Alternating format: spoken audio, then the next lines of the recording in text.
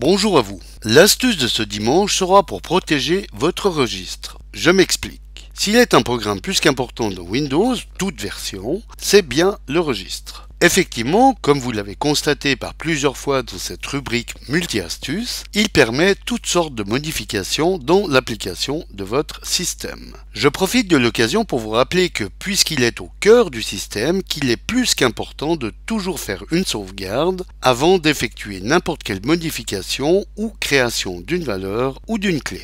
Pour vous faciliter la tâche des clés avec l'extension .reg, vous sont souvent mises à disposition sur la toile par des internautes et donc proposées en téléchargement. Il suffit, une fois téléchargé, de double-cliquer sur le fichier en question pour que s'exécute une modification dans le registre. Alors, si vous êtes plusieurs à utiliser la machine dont vous êtes l'administrateur, il est peut-être préférable de protéger l'exécution des fichiers par quiconque d'autre que vous et qui modifieront le registre à votre insu par un simple double-clic.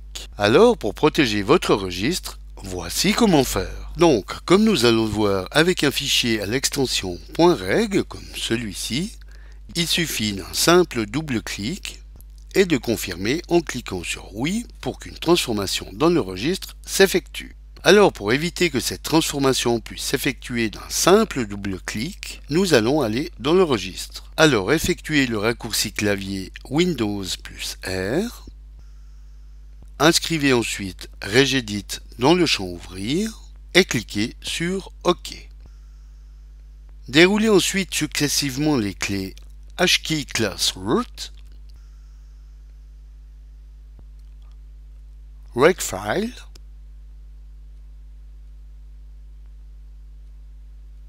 et Shell.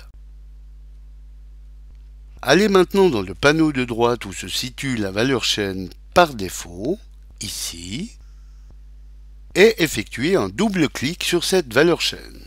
Dans la boîte modification de la chaîne qui s'ouvre, inscrivez Edit ici dans le champ Données de la valeur, puis validez en cliquant sur le bouton OK.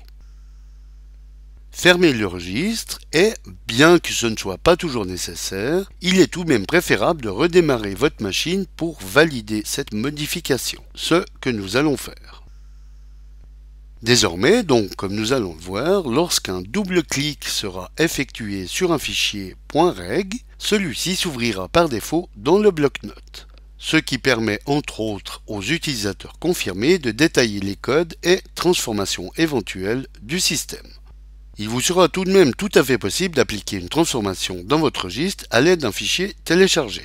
Pour ce faire, vous devrez exécuter un clic droit sur ce fichier et, dans le menu contextuel qui s'ouvre, cliquez sur Fusionner ici, puis confirmez en cliquant sur Oui pour que celui-ci prenne place dans votre registre.